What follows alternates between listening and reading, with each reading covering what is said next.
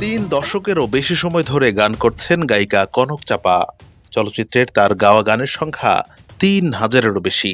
৩৫টির বেশি একক গানের অ্যালবাম প্রকাশিত হয়েছে তার।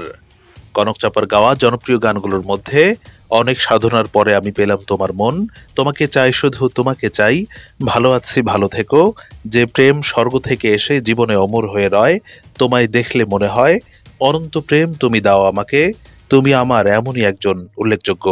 বাংলাদেশের চলচ্চিত্রে জনপ্রিয়তার ক্ষেত্রে রুনা লায়লা এবং সাবিনা ইয়াসমিনের পরে যে শিল্পীর নাম উঠে আসবে তিনি কনক চাপা।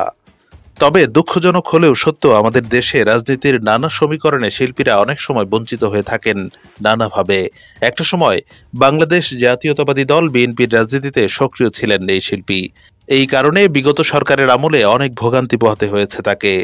আওয়ামী লীগের আমলে প্রায় ৭-৮ বছর ধরে গান করতে পারেননি এই তুমুল জনপ্রিয় গায়িকা।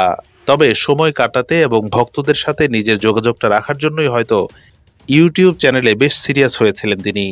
গান ছেড়ে রান্নায় মনোযোগী হয়েছিলেন তিনি। রন্ধনশিল্পী হিসেবে নিজের গুণ এবং যোগ্যতার পরিচয় করিয়ে দিয়েছেন দর্শক ও ভক্তদের কাছে।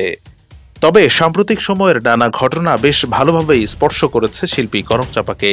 বৈষম্য বিরোধী ছাত্র আন্দোলনে তিনিও ছিলেন ছাত্রদের পক্ষে। ছাত্র হত্যার প্রতিবাদে গত ১৭ জুলাই ফেসবুকে তিনি লিখেছিলেন, আমি সবসময় ন্যায়ের পক্ষে। ছাত্রদের যৌক্তিক আন্দোলনে হামলা, নিপীড়ন, রক্তপাত বন্ধ হোক, স্বাধীন বাংলাদেশে সম অধিকার নিশ্চিত হোক। তবে সরকার পতনের পর নিজের অব্যক্ত নানা কথা শেয়ার করেছেন তিনি। তীব্র ক্ষোভ ও আক্ষেপ নিয়ে কনক চাপা বলেন, আমাকে ৭ বছর যেভাবে বোবা করে রাখা হয়েছে তা বর্ণনাতীত। আমি কোনো কিছু লিখতে পারতাম না। শুধু তাই নয়, আমি গান গাইতে পারিনি। একজন শিল্পী যদি গান গাইতে না পারে তার বোবা হয়ে যাওয়াই ভালো। কিন্তু আমি এত কিছুর পরও আশা হারাইনি। তিনি আরো বলেন, যত সমস্যা এসেছে কারো কাছে অভিযোগ করিনি।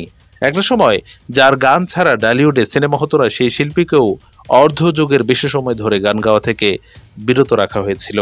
এটা আমাদের বিনোদন জগতের জন্য বিরাট এক ক্ষতি। কারণ শিল্পীরা থাকবে দলাদলি বা বৈষম্যের বাইরে। তাদের নিয়ে করা রাজনীতি আদতে ভালো কিছু নিয়ে আসে না। সবকিছু ভুলে কনক চাপা আবারও নতুনভাবে নতুন নতুন গান দিয়ে মুগ্ধ করবেন আমাদের, এটাই চাওয়া। সঙ্গীতে অসামান্য অবদানের স্বীকৃতি হিসেবে কনক চাপা একাধিকবার জাতীয় চলচ্চিত্র পুরস্কার পেয়েছেন। স্থবির যাযাবর, মুখোমুখি যোদ্ধা, মেঘের ডানায় চররে সহ বেশ কয়েকটি বইও লিখেছেন তিনি। এবার নতুন করে আবারও গানের জগতে ফিরবেন এই গুণী এবং জনপ্রিয় শিল্পী, ভক্তদের চাওয়া এটাই। শুভকামনা রইল কনক চাপার জন্য।